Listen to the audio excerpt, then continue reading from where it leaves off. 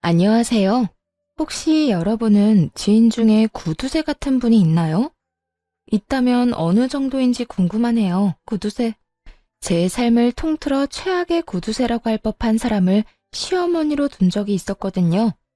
다행히도 지금은 끔찍했던 시댁에서 벗어나 정상적인 삶을 살고 있지만 그때는 진짜 어떻게 살아야 하나 하는 생각으로 시간을 보냈었죠. 지나간 옛 인연이긴 하지만 얼마 전에 그 인간들의 근황을 듣고 너무 웃겼네요. 그래서 이렇게 사연글을 쓰게 됐으니 다들 즐거운 마음으로 읽어주셨으면 좋겠어요. 저와 남편은 어디에서나 흔히 볼 수 있는 맞벌이 부부였는데 소개팅으로 만나 친해졌고 결혼까지 하게 된 케이스였어요. 남편도 저도 평범한 회사원이었지만 남편이 저보다 돈을 많이 벌긴 했어요. 그래봐야 100만 원 정도 차이였지만 그 정도 차이도 생활하는 데는 큰 돈이었죠. 남편은 자기 것은 잘 챙기는 사람이었어요. 그런 야가 빠진 모습이 연애 때는 밉살스럽기도 했지만 결혼 후에는 장점이지 않을까 하는 생각을 했더랬죠. 자기 것을 잘 챙긴다는 건 가족들도 그만큼 잘 챙길 거라는 생각이 들었거든요. 그런 생각을 안고 남편과 결혼을 하게 됐죠. 그런데 정작 눈에 거슬리는 것은 남편이 아니라 시모였어요. 시모는 시부가 벌어온 돈을 아껴 쓰고 또 아껴 쓰며 애 둘을 대학까지 보내 번듯하게 키웠다는 자부심을 가진 사람이었어요. 그 때문인지 구두쇠 기질이 있었죠. 예, 너는 살림하는 애가 청소도 제대로 안 하고 이게 다 뭐니? 정말. 네가 일해봤자 얼마 벌지도 못하는데 넌 그냥 집에서 살림만 하면 안 되겠니? 살림도 제대로 못하는 게 집 밖에 나가서 무슨 돈을 벌어?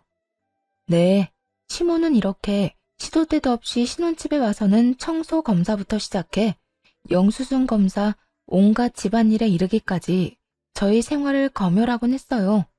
처음에는 그 모습에 맞춰주고 싶었죠. 그래서 청소도 열심히 하고 시모가 원하는 대로 가계부도 더 꼼꼼하게 썼는데 애가 생기면서부터는 다 놔버렸거든요. 일까지 하면서 그걸 어떻게 완벽하게 하나요? 육아마저도 거의 대부분이 제 몫이었는데요. 영수증 가져와 봐라. 얼씨구, 이건 저번에도 샀던 거 아니니? 돈을 왜 이렇게 빨리 써? 너 진짜 좀 아꼈어. 사실 청소와 영수증 검사 정도는 애교였어요. 가장 심한 폭풍 같은 잔소리가 흘러나온 건 냉장고 검사할 때였거든요. 냉동실에 이 음식들은 언제까지 넣어두기만 할 거야? 내가 여기 넣어둔 날짜 적어 놓으라고 했지? 냉동실에 있는 건 다 잊어버리고 매번 새로 사서 먹고 하면 낭비가 얼마나 되는 거 아니? 아, 어머님, 그게 아니고 그래도 언제 넣었는지 기억하고 있어요. 새로 사기만 하는 게 아니라 곧 먹을 거였고요. 말 대꾸하지 마라.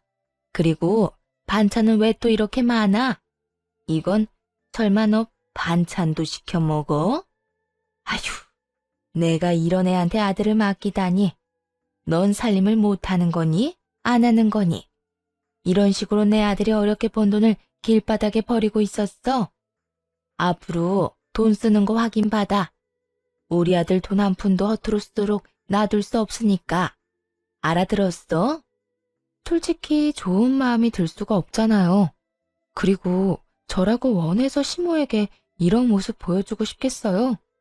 그 당시 저도 돈을 벌고 있는 직장인이었고 많은 대출금을 안고 있는 남편을 위해서 생활비는 거의 제 돈으로 쓰고 있었거든요.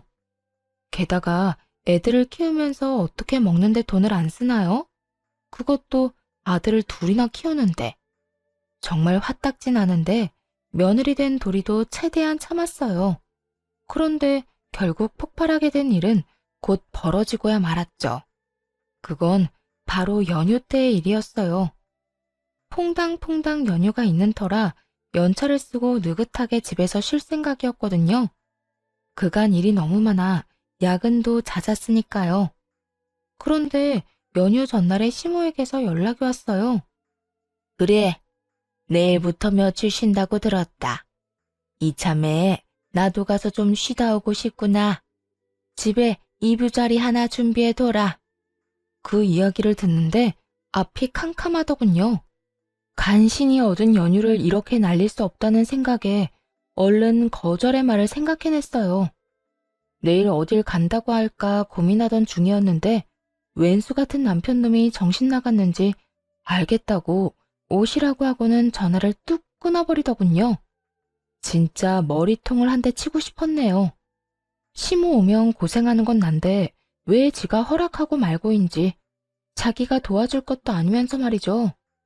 저는 화가 꼭대기까지 나서 남편에게 따졌죠. 당신 그런 건 나한테 확인하고 말했어야지.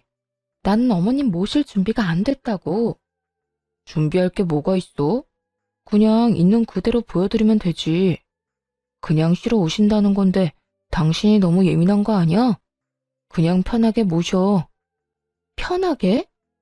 어머님이 8년 동안 우리 집에서 어떻게 행동하셨는지 알면서 하는 소리야? 청소검사, 영수증 검사, 냉장고 검사. 이거 받느라 고생하는 건 누군데? 그렇다고 당신이 집안일에 그렇게 적극적인 것도 아니잖아. 꼴랑해야 화장실 청소랑 분리수거 뿐이면서. 그럼 일하느라 힘든데 내가 그것까지 신경 써야 해? 그럼 난 일 안 하고 놀아? 나도 돈 벌거든? 내 돈으로 생활비 하잖아. 나한테 다 맡겨놓는 주제에 어머님 오시면 이것저것 다 내 탓이고. 이번에는 나도 그냥은 안 넘어가. 안 넘어가면 어쩔 건데? 그냥 좀 편하게 지내자, 응? 하루 이틀 아니잖아. 우리 엄마 저러시는 거. 이제껏 잘해왔으니까 그냥 하던 대로 그냥 넘겨. 아, 잔소리 하시는구나 하고 한 귀로 흘리라고. 남편놈은 자기 편한 대로 짓거리며 그걸 조언이랍시고 하고 있더군요. 자기가 당할 일 아니라고 이렇게 대수롭지 않은 걸 보니 진짜 열받더라고요. 여태 당해온 일이니 이제는 익숙해지지 않았냐며 그냥 넘기라는 말이 더 짜증났죠. 아니, 지 엄마가 진상을 피우면 지가 말려야 하는 거 아닌가요? 왜 나한테 다 맡기려는 생각을 하는지. 언젠가는 남편에게 복수를 하겠다고 생각해왔는데 그게 바로 내일로 다가온 기분이었죠. 저는 만반의 준비를 했어요. 이대로 그냥 넘어갈 생각은 추호도 없었죠. 저 인간이 벙찌는 모습을 구경해야만 이 체한 것 같은 기분이 풀릴 것 같았거든요. 그렇게 다음 날이 되어 시모가 집으로 도착했어요. 아니나 다를까 들어오자마자 시모는 온 집안을 꼼꼼하게 스캔하고 다니더군요. 이건 언제 샀니?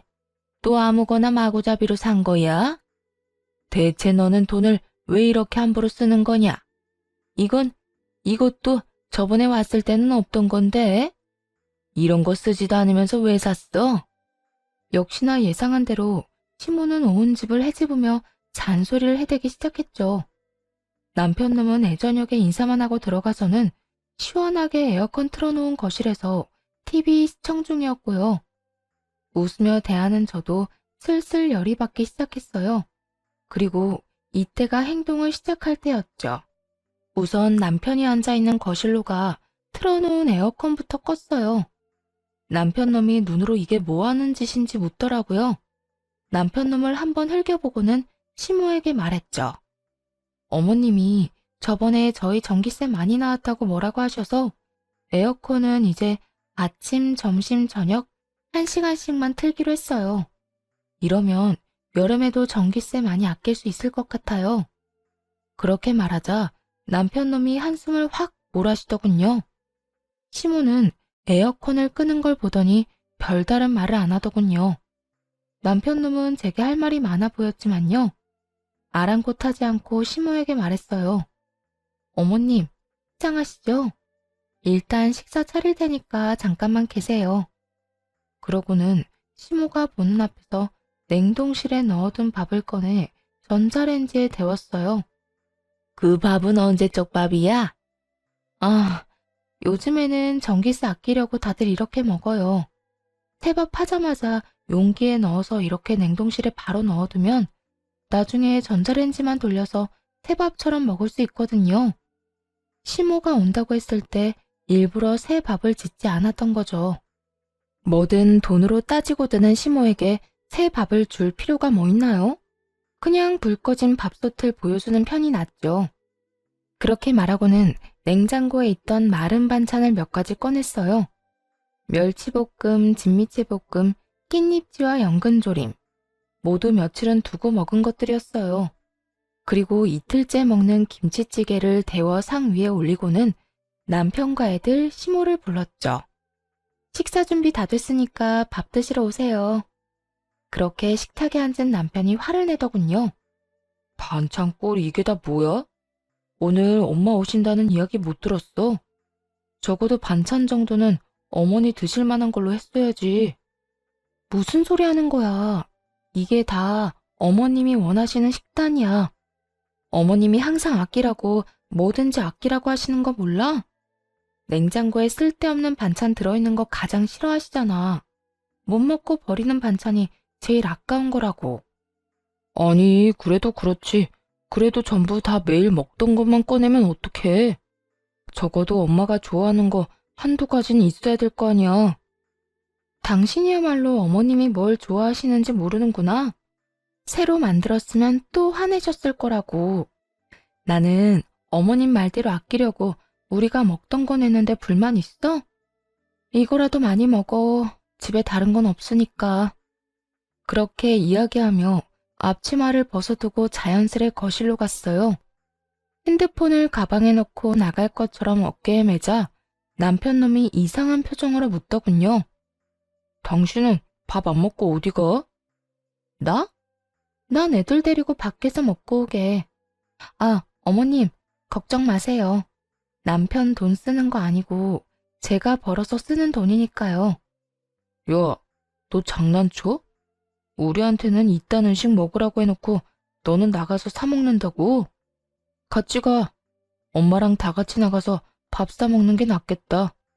내가 사줄 테니까 가요, 엄마. 여보, 당신 어쩜 이렇게 어머님 생각을 몰라? 당신 돈 쓰는 거 어머님이 얼마나 싫어하시는지 몰라서 그래? 내가 번 돈은 내가 알아서 써도 상관없지만 당신 돈은 1원짜리 하나 허튼 데에 쓰는 거 싫어하시는 분이잖아. 그러니까 돈 쓸 생각하지 말고 집에서 둘이 저 밥이나 먹어.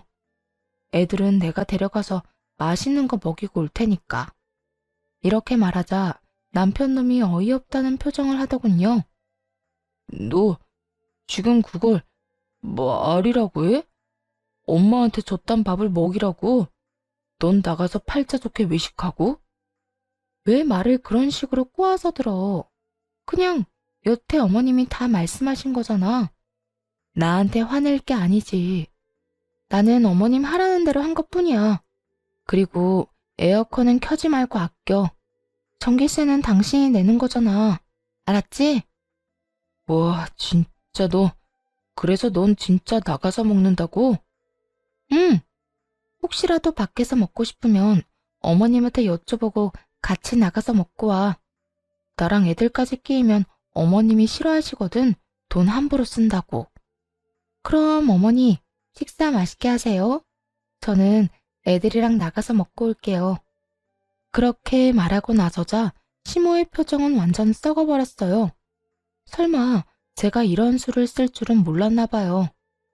에어컨도 안 튼 더운 집에서 익어가며 전자레인지로 데운 밥에 마른 반찬과 김치찌개를 먹으면서 좀 깨닫기를 바랬어요. 여태까지 당신이 어떤 행동을 나한테 요구했는지를요. 그런데 집에 돌아오니 시모는 어느새 집에 가고 없더군요. 어머님은? 이틀 동안 계시다 간다고 하지 않았어? 내가 빨리 가시라고 했어. 더운데 에어컨은 틀어야 할 거 아니야. 그런 거 치고는 집이 시원한데? 그럼 내 집에서 내가 마음대로 에어컨도 못 틀어? 내 돈 내니까 난 시원하게 있어도 되지.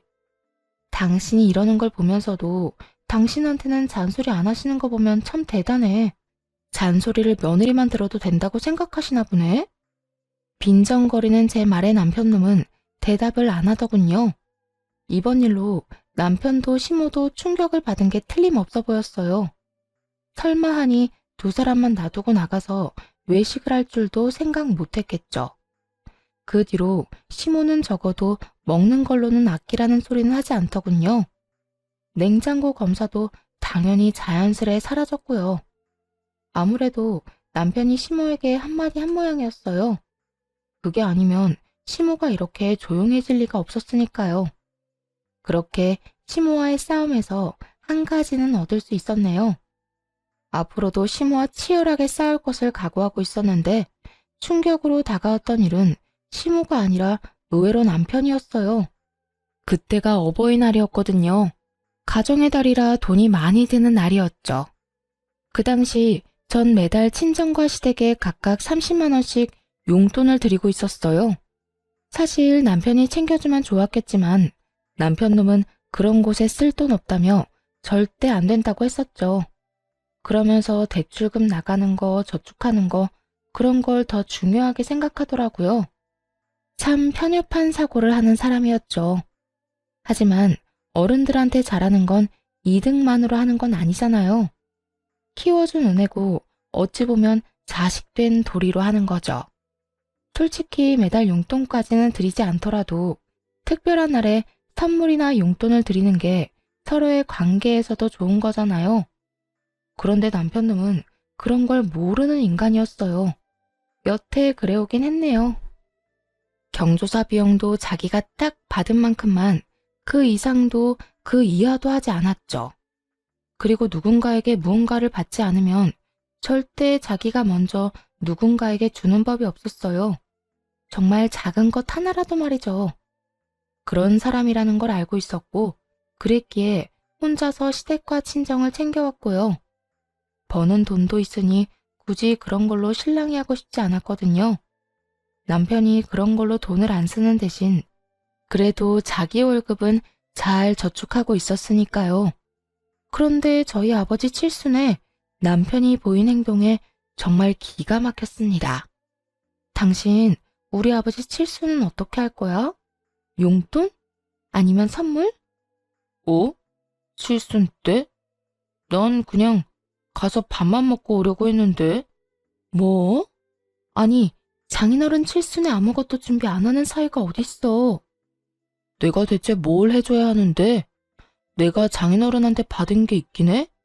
돈 받은 것도 없고 처가에서 우리한테 해준 것도 없는데 내가 뭘 신경 써줘야 하는데? 이 못된 버릇과 생각이 이런 식으로 이렇게 튀어나올 줄 몰랐어요. 우와, 진짜 저 조동아리를 확 쥐어 틀고 싶더군요. 최대한 마음을 진정시키고 물었죠. 당신, 그럼 얼마 전에 한의원 가서 받아온 약은 뭐야?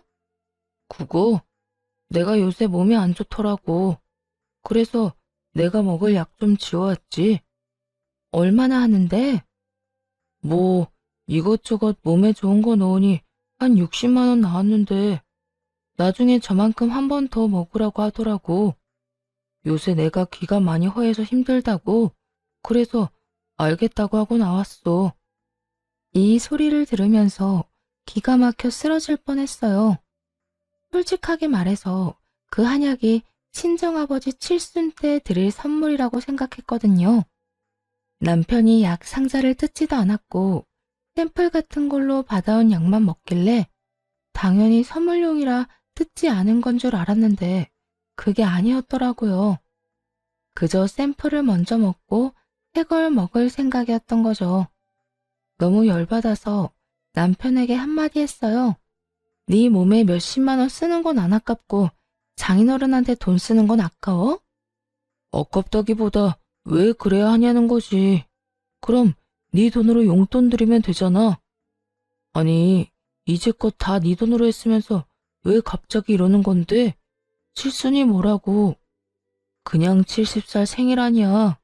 그럼 그냥 생일 지내는 것처럼 지내면 되지. 야, 꼭 그렇게 네 돈 내 돈 구분해야 해? 내가 왜 너희 부모님한테 매달 용돈을 드리는데? 그게 며느리 된 도리라고 생각하기 때문이야. 아버님 은퇴하시고 연금만 받아서 생활하시기 힘드실까 봐. 그래, 잘했어. 누가 그러래? 네가 원해서 한 거면서 생색이라도 내겠다는 거 뭐야? 뭐? 생색? 내가 언제 한번 그런 거 티낸 적 있었어? 그게 그냥 도리라고 생각했다고. 넌 최소한의 사위된 도리도 안 하면서 뭐라고? 그냥 생일처럼 지내? 실수를 왜 크게 하는지 몰라? 오래 살았다는 거, 앞으로 더 오래 살기를 바라는 마음. 그런 거 기원하면서 크게 하는 거잖아, 이 싸가지 없는 놈아. 싸가지? 그래, 나 싸가지 없다. 내가 돈 벌어서 내 돈 내가 알아서 쓰겠다는데 네가 무슨 상관이야? 넌 내 돈에 관여하지 말고 네 돈만 신경 써. 웃기지도 않네. 야, 너희 아버지가 나한테 해준 게 뭐 있다고? 그럼 니네 부모님은 나한테 해준 게 뭐 있다고? 나는 뭐가 좋아서 너희 부모님한테 매달 용돈을 드리는데? 이런 식으로 끌고 가겠다고? 어? 우리들 일은 우리끼리 선에서 해결해. 부모 끌어들이지 말고. 우리 부모님 가지고 걸고 넘어진 게 너야, 이 나쁜 놈아. 이런 식으로 끌고 가겠다고? 우리들 일은 우리끼리 선에서 해결해. 부모 끌어들이지 말고. 우리 부모님 가지고 걸고 넘어진 게 너야, 이 나쁜 놈아. 됐어. 네가 이런 놈인 거 알고도 결혼한 내가 미친년이지. 앞으로 더 이상 서로 이런 거 신경 쓰지 말자. 그럼 됐지? 결국 이렇게 마무리되고 말았네요. 그렇긴 해도 아버지 칠순잔치에는 같이 가주지 않을까 그렇게 마음 한구석에 기대를 하고 있었어요. 이렇게까지 화를 냈으면 정신을 차렸을 수도 있다고 생각했거든요. 그런데 그거야말로 제 착각이었더라고요. 그놈은 아버지 칠순잔치 날에 아예 늦잠까지 자더니 일어나자마자 TV부터 켜더군요. 칠순이 언제인지도 모르는 눈치였어요. 저런 인간을 사위라고 생각하고 있는 아버지에게 죄송했고 저걸 남편이랍시고 말하고 다니는 것도 창피하다는 생각이 들었죠. 결국 아버지 칠순에는 저와 아이들만 다녀왔고 이때 열을 엄청 받았고요. 다른 형제자매들은 남편, 와이프 다 데리고 와서 하하호호 즐거워하는데 저는 아버지에게 거짓말을 해야 했으니까요. 남편이 바빠서 못 왔다고요. 차마 오기 싫어한다고는 말할 수 없잖아요. 어떻게 그러겠어요?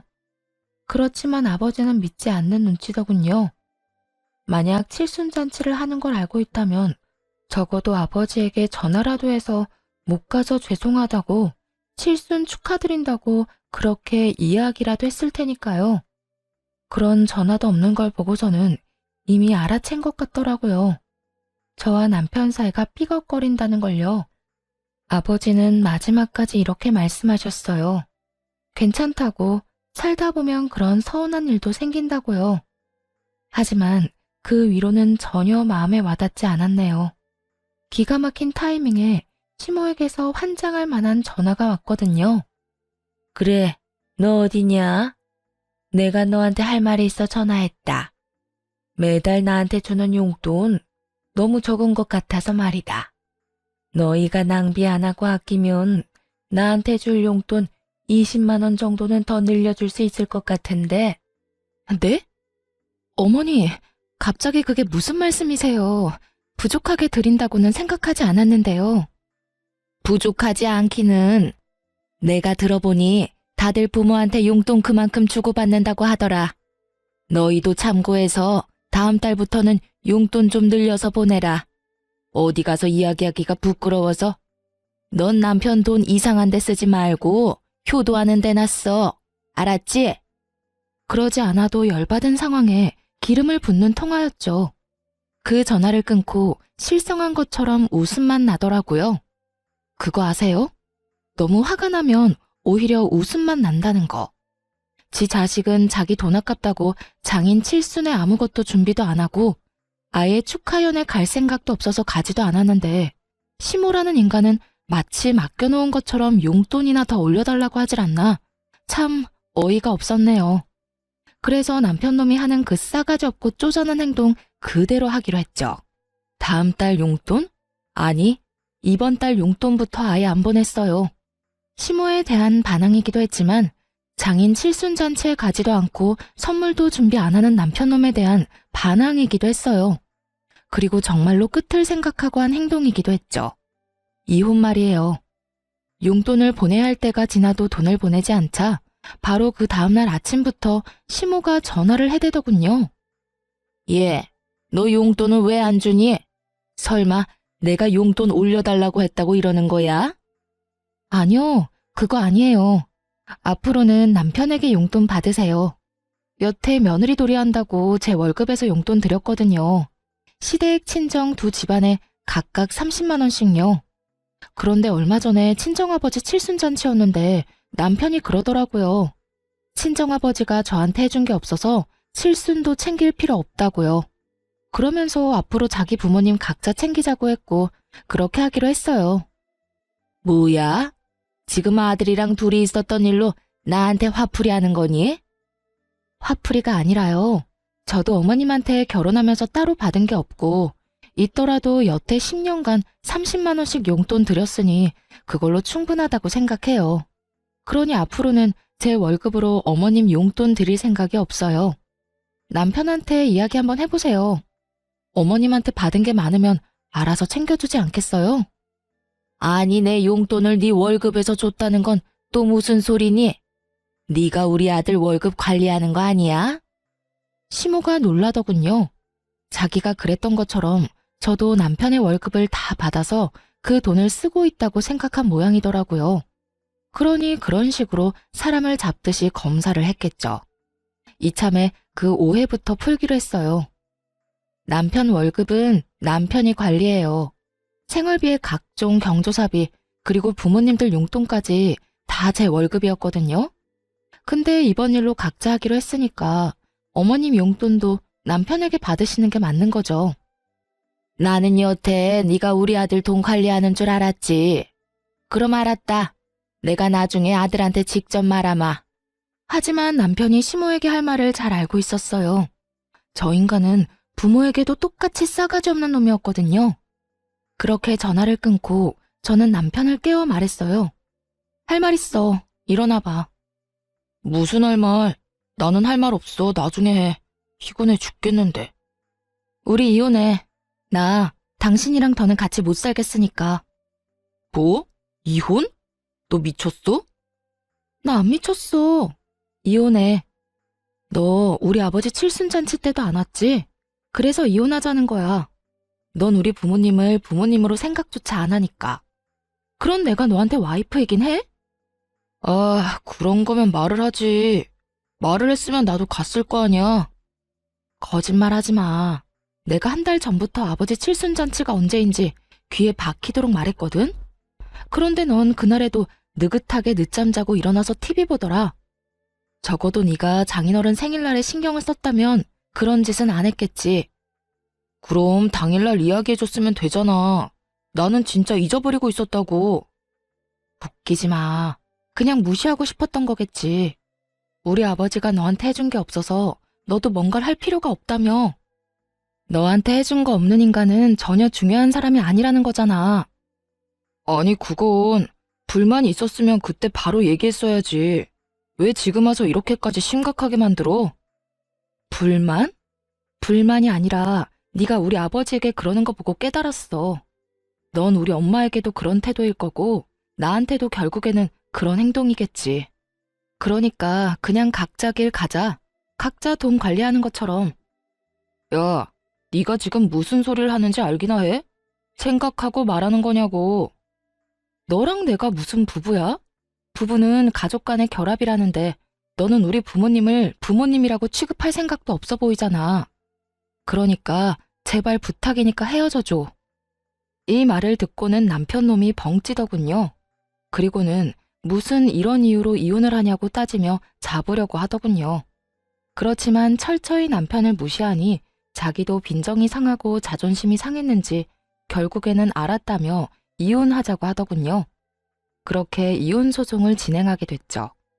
그리고 얼마 뒤 시모가 그 사실을 알게 됐는지 연락이 왔어요. 너희 진짜 이혼하기로 한 거야? 도대체 무슨 이유로 이혼을 하는 건데? 그냥 같이 살면 될 것을. 어차피 이혼해봐야 너만 손해야. 잘 생각해봐라. 돈도 많이 못 버는 네가 무슨 능력으로 애 둘을 혼자 키우면서 혼자 살겠다는 거니? 넌 세상이 만만해 보이지? 그렇게 힘들어도 이혼할 만큼 결혼 생활이 개떡 같았다는 말이죠. 그리고 그냥 이혼하면 하는가 보다 하고 계셔도 알아서 이혼할 건데 이렇게 전화까지 해서 이런 말씀하시는 이유를 모르겠네요. 그래서 저한테 무슨 이야기가 하고 싶은 거예요? 이혼하면 너만 손해라는 거 알려주고 싶어서 그러지. 우리 아들이 너보다 훨씬 잘 벌지 않니? 너 나가봐야 쪽박이야. 하긴 이혼한다는데 내가 잡는 것도 웃기지. 돈 많이 벌면 뭐 해요? 그 돈을 다른 사람을 위해서 한 번도 안 쓰는 인간인데 그렇게 돈을 많이 벌면서도 어머님 용돈 하나 안 챙기던 게 남편이에요. 이제 와서 챙길 리가 있겠어요? 너 이혼한다고 그렇게 모함하고 그러는 거 아니다. 우리 아들이 나 닮아서 검소한 거지. 지금에야 말씀드리는 거지만 어머님네 들어가는 선물, 친인척들한테 돌리던 것들 모두 제가 다 챙기고 제 돈으로 한 거거든요. 그 사람한테는 그런 생각 자체가 없어요. 부모님이나 친인척분들한테 잘해야 한다는 생각 자체가. 시모는 그걸 믿지 못하더군요. 긴가민가한 눈치였어요. 그저 이혼하기 전에 허튼 소리라도 하는 거라고 생각했던 건지도 모르죠. 그렇다 해도 이제 네가 신경 쓸 일은 아니지 않니? 제가 힘들 것 또한 어머님이 신경 쓸 일은 아니죠. 다시 말하지만 어머님이야말로 이제 곧 느끼실 거예요. 그 인간이 얼마나 자기중심적인지, 자기만 생각하는지, 가족이라도 돈 관계가 없다면 얼마나 무심할 수 있는지도. 그때 가서 후회하지나 마세요. 저는 할 만큼 다 하고 이혼하는 거니까 이제 저한테도 관심도 좀 끄시고요. 결국 대화는 그렇게 끝이 났고 시모와는 그렇게 전화를 끊었어요. 남편과의 이혼은 그리 쉬운 과정은 아니었어요. 남편 놈이 저한테 한 푼도 안 주려고 했거든요. 그저 자기를 괴롭히려고 이혼을 요구했다고만 생각하더군요. 마치 보여주기 식으로 말이죠. 누가 이혼을 보여주기 식으로 하나요? 진짜로 할 거니까 하는 거지. 멍청하게도 그걸 모르더라고요. 난 당신한테 한 푼도 안 줄 거야. 당신 나 괴롭히려고 그러는 거지? 내가 이 돈을 어떻게 벌었는데. 이 집에 대한 재산 분할을 요구하는 거라면 난 절대 줄 생각 없어. 당신이 이 집 살 때 해준 게 뭐가 있는데?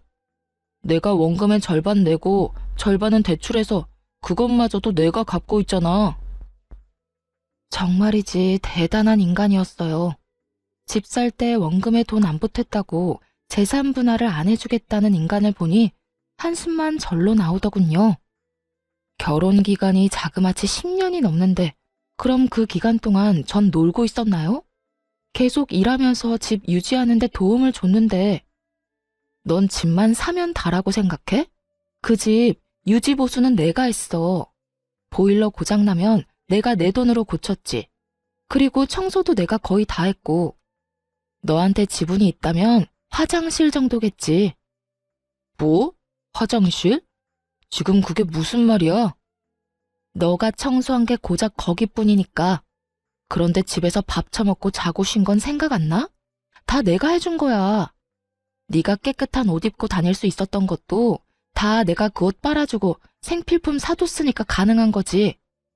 아니, 그게 지금 왜 나와? 그게 집이랑 무슨 상관이라고. 집 샀다고 그 집이 다 네 거냐고. 당연히 기여분이 있는 거지. 나는 생활비 내 돈으로 다 썼으니 내가 쓴 것만큼은 돌려받을 생각이야. 우와, 그게 어떻게 기여분이야? 생활비는 나만 썼어? 너도 같이 썼잖아. 어쨌든 나는 당신한테 한 푼도 안 줄 거야. 법대로 해. 나는 거리낄 것 없어. 그리고 당신이나 어머님이 나를 얼마나 괴롭혔는지 이미 내가 증거는 다 가지고 있거든? 그리고 그거 말고도 집에 생활비 한 푼 안 가져다 준 거, 시모의 돈 없는 간섭, 특히 영수증, 냉장고 검사한 거, 그런 거 싹 다 증거로 내서 위자료까지 받아낼 거야. 결국 법대로 저는 위자료를 받게 됐어요. 결혼 생활이 길었던 데다가 남편이 모아둔 돈도 꽤 있어서 재산 분할도 생각보다 많이 받아서 나올 수 있었죠. 애들 둘을 데리고 나와서 가장 먼저 간 곳은 친정이었어요. 이혼이 마무리되고 남편 놈에게 그 돈을 다 받아내고서야 겨우 저희 세 모자가 살 곳을 구할 수 있었어요. 어차피 그때도 제 돈으로 생활비를 썼으니 더 어려울 것도 없었어요. 그렇게 이혼을 하고 나서 앞가림을 하느라 그 인간들이 어떻게 사는지는 알지도 못했어요. 그런데 하루는 전 시모에게 연락이 왔어요. 처음에는 연락을 무시했는데 그 뒤로도 끊임없이 연락이 오는 바람에 대체 무슨 일로 사람을 이렇게 괴롭히나 싶어 전화를 받았죠. 그런데 전 시모가 대뜸 그런 말을 하는 거예요.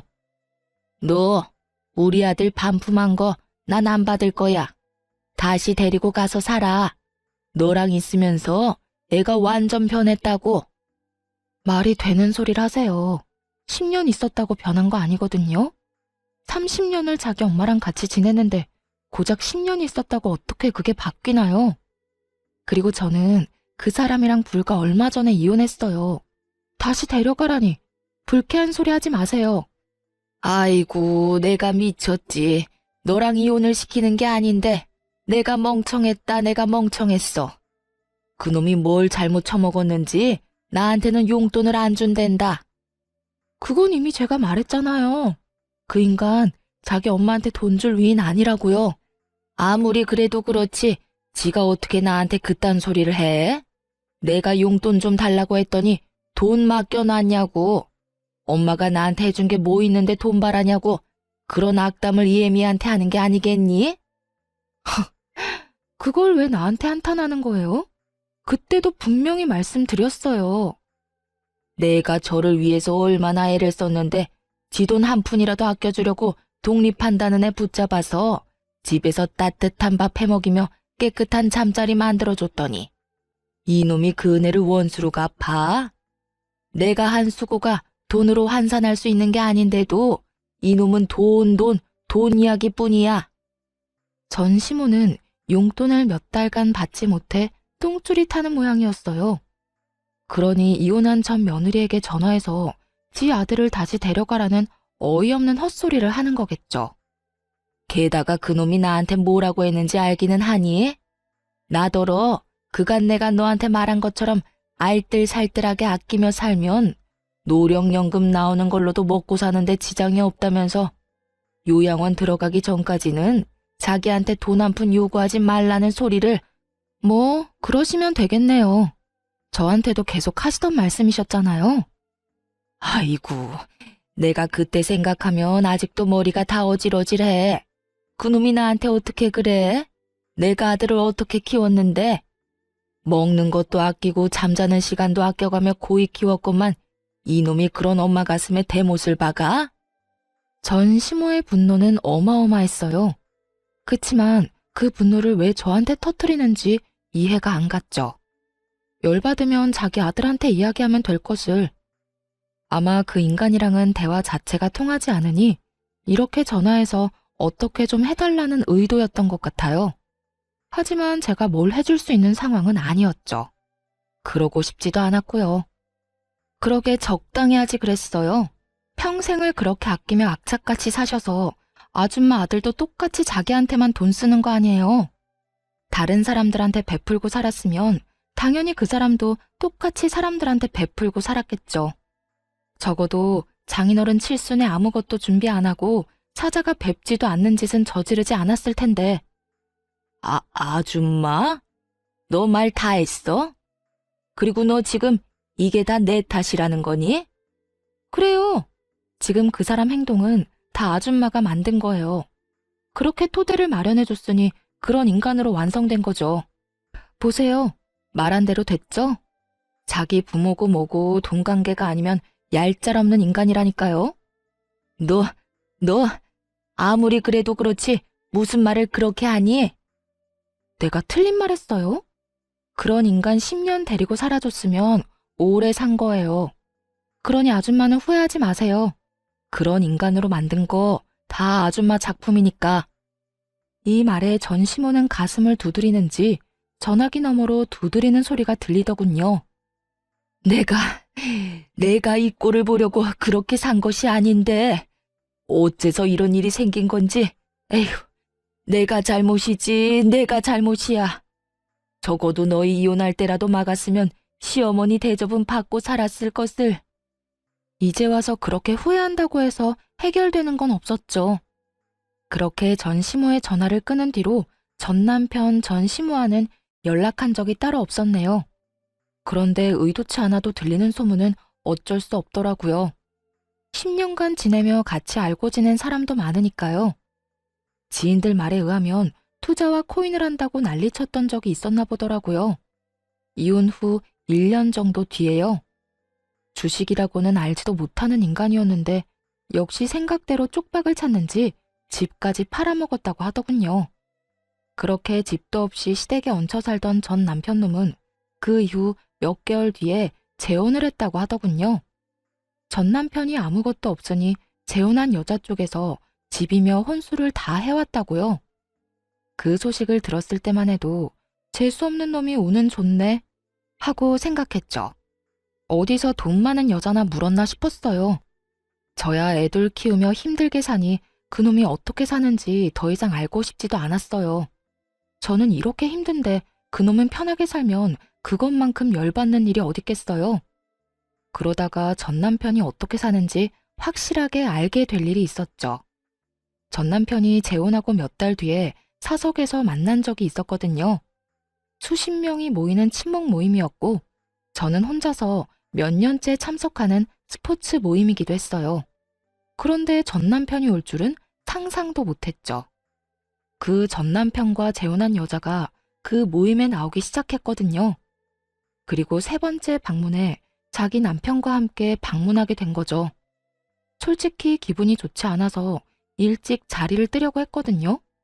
그런데 그 여자가 취하면서 자기 시댁에 관한 이야기를 하는데 너무 웃겨서 자리를 뜰 수가 없었네요. 다들 아시죠? 남편이 경제관념이 없으면 와이프만 고생한다는 거. 저도 그것 때문에 얼마나 힘들었게요. 이 인간이 경제관념이 꽝이에요. 지가 번 돈은 지 거, 와이프 돈은 와이프 돈, 이 생각을 하고 있더라고요. 그런데 주식이며 코인으로 전 재산을 날린 인간이 자기 돈이라는 주장을 할 수가 있나요? 돈을 날려놓고서도 그런 생각을 가지고 있단 말이에요? 제 말이요. 친정에서 마련해준 집에서 살고 있는 인간한테 자기 돈이라는 게 있냐고요. 그래서 제가 남편 월급 통장이며 카드 싹 다 가져왔죠. 다 제 손에 있어요. 이 인간한테는 못 맡겨요. 돈을 웃기게 쓰거든요. 웃기다뇨? 아직도 투자하는 거예요? 네. 그렇게 읽고서도 되지도 않는 주식한다고 난리치고 불행인지 다행인지 첫 번째 결혼에서는 그런 사고는 안 친 모양인데 왜 저 만나기 직전에 그딴 사고를 쳤는지. 으이구. 이 인간아, 들려? 앞으로는 사고 그만 쳐. 어머, 남편분 진짜로 그랬어요? 세상 무서운 줄 모르시네. 요즘 주식이랑 코인이 얼마나 무서운데요. 그거 전문가들도 힘들어하는데 용감하기만 하셨구나. 옆에서 듣던 이들이 맞장구 치며 아주 좋아 죽더군요. 어딜 가나 있잖아요. 다른 사람 불행에 행복해하는 사람들. 물론 저도 다른 의미로 그런 사람에 속했죠. 전 남편의 불행에 행복한 전처. 게다가 그 재혼한 여자는 사람의 자존심을 실시간으로 확확 뭉개버리더라고요. 그런데 더 웃긴 건 그 여자가 그렇게 말하는데도 전 남편은 한마디도 못하고 어정쩡하게 웃고만 있더라고요. 아무리 봐도 꽉 잡혀 사는 모양이었어요. 하긴 결혼할 때 여자 쪽에서 다 해왔다는데 지가 어쩌겠어요? 막말로 여자가 저렇게 막 나와도 다 받아줘야 할 상황이잖아요. 그런데 더 웃긴 건 그 여자가 전 시모 이야기를 꺼낼 때였어요. 그리고 이 사람 어머니도 진짜 웃긴 거 알아요? 처음에 우리 집 와서는 웃기지도 않는 짓을 하더라고요. 어떤 짓이요? 시집살이라도 시키던가요? 아니요. 청소검사, 영수증 검사, 냉장고 검사. 무슨 검사를 그렇게 하더라고요. 뭐라더라? 우리 아들 돈 길바닥에 버리는 행동은 용납 못한다고요. 저한테 했던 짓을 이 재혼한 며느리한테도 그대로 했더라고요. 저는 헛웃음이 나왔어요. 저한테 전화해서 한탄할 때는 언제고 역시 사람 참 안 변해요. 설마 그런 짓을. 요새 시어머니가 어떻게 그런 짓을 해요? 근데 하더라니까요. 얼마나 아껴 쓰라는지. 그래서 제가 뭐라고 했는지 아세요? 뭐라고 했어요? 신경 쓰지 말라고? 그렇게 아껴 쓰면 뭐하냐고. 어머님은 왜 재산이 그것뿐이냐고 물었죠. 뭐 묻는다기보다는 그냥 비웃은 거예요. 아니 웃기잖아요. 그렇게 아껴 쓰면 뭐하냐고. 아들놈이 정신 나가서 투자한답시고 돈 다 날리고 결국에는 자기 엄마 집도 팔아제꼈는데. 그 이야기를 듣고서는 놀라서 눈이 크게 떠졌어요. 우리가 살던 신혼집을 날렸다는 이야기는 들었는데 설마 전 시모 집까지 날려버린 건 몰랐거든요. 그 이야기를 전 남편의 새 여자에게 들으니 정말 피식피식 웃음이 터져 나왔어요. 아, 이런 재밌는 일을 왜 나만 모르고 있었지? 하고요. 그래서 시어머니한테 말해줬어요. 아껴 쓰라는 헛소리 할 시간에 돈 쓰는 법도 제대로 모르는 아들놈 경제교육이나 다시 시키라고요. 이딴 영수증 냉장고 검사할 생각하지 말고 나이가 40이 넘어 50을 바라보는데도 사고만 치는 아들놈 걱정이나 하라고요. 아, 표정이 볼만했겠어요. 그랬더니 뭘 하셔요? 뭐 얼굴이 확 굳어져서는. 그 뒤로는 집에 찾아오지도 않더라고요. 결혼하자마자 집에 찾아와서 잔소리를 얼마나 해대던지 진짜. 그런 거 보니까 재혼하는 인간한테는 이유가 있구나. 저 시어머니 밑에서 10년을 버틴 첫 번째 며느리는 도대체 어떤 사람인지 궁금하기까지 하더라니까요. 나는 1년 만에 열받아서 한 소리하고 영 끊었는데 말이죠. 그 이야기에 전 시모가 호되게 당한 것도 알게 됐죠. 그리고 지금 그 이야기를 듣고 있는 전 남편 놈은 사람들의 안주거리가 돼서 열심히 씹히고 있는 상황이었고요. 전 남편이 여보 그만해 하고 옆에서 말리기는 했지만 이미 취해서 입이 풀린 재혼녀를 막을 수는 없어 보였어요. 대신 아무 말도 못하고 정색한 채로 자기 여자만 쳐다보더군요. 그때 재혼한 여자가 자신을 말리는 남편놈을 보며 갑자기 삿대질을 했어요. 쓰레기! 이 새끼 처갓집에 하는 거 보면 완전 쓰레기거든요? 우리 부모님이 그런 말 잘 안 하는 분인데 이 인간한테는 치를 떨어요. 1년간 우리 집에 해준 게 하나도 없거든요. 아버지가 뭐라는 줄 알아요? 집도 받아가고 혼수도 다 쳐받아간 주제에 염치도 없고 눈치도 없는 시끼라고 맨날 볼 때마다 욕해요. 아니, 그건 진짜 너무했다. 어떻게 그래요, 사람이? 아, 당신 이제 좀 그만해. 그만하긴. 아니, 우리 집에서 뭘 안 해갔으면 모르겠는데 다 해갔잖아. 근데 모가지에 깁스라도 둘렀나? 목 뻣뻣하게 쳐들고 어른들한테 인사도 제대로 못하고 처갓집에 갈 때는 뭐 하나 들고 가는 법도 없이 빈손으로 살랑살랑 가서는 밥이나 축 내고 돌아오니 내가 이런 이야기를 안 하고 배기겠냐고. 이제는 자기 이야기가 나온다 싶으니 남편놈 얼굴이 벌개져서는 자기 마누라 데리고 쫓기듯 도망 나가버리더군요. 부끄럽다는 걸 아는 놈이 그런 짓을 왜 했나 몰라요. 그치만 속이 시원하더라고요. 전 남편이 결혼해서 잘 살고 있는 줄 알았는데 사실은 버는 족족 재혼한 여자한테 다 뺏기고 들들 볶이면서도 아무 말 못하고 사는 처지인 걸 보니 웃겼어요. 게다가 전 시모가 새 며느리한테도 아껴 쓰라며 잔소리를 해대다가 오히려 된통 얻어맞은 것도 웃겼죠. 둘 다 저랑 살 때가 좋았을 거예요. 저는 그때 아무 말도 안 하고 다 받아줬잖아요.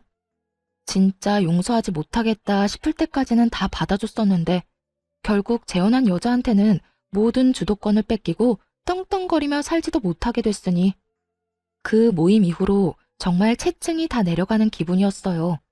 제가 받았던 분노를 고스란히 다른 사람들 앞에서 적나라하게 풀어서 전 남편 놈을 욕해준 그 재혼한 여자에게 박수라도 보내고 싶은 기분이었죠.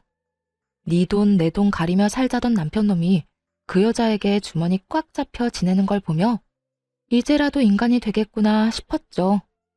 오죽했으면 저희 친정아버지도 그 인간 임자 제대로 만났다고 하셨겠어요. 그런 기센 여자 아니면 저런 놈은 인간 못 만든다고 할 정도였으니까요. 하긴 폭탄이 제 손에 있을 때 무섭지 남의 손에 있으면 그다지 무섭지는 않잖아요. 그런 기분이더라고요. 그 뒤로는 그 인간이 어떻게 지내는지는 듣지 못했네요. 그 모임에도 더 이상 같이 나오지 않더라고요. 하긴 술에 취해서 그런 짓을 했는데 어떻게 또 나올 수 있겠어요? 재미있는 이야기는 한 번 들은 걸로 만족해야 했어요. 하지만 이 모임에서 그때 들은 이야기를 잊을 수가 없네요. 진짜 웃다가 넘어갈 뻔한 이들의 근황 이야기를 듣고 여러분에게도 들려주고 싶어서 참지 못하고 사연글을 썼는데 다들 재미있게 보셨는지 모르겠어요. 그럼 모두들 즐겁고 행복한 하루 보내세요.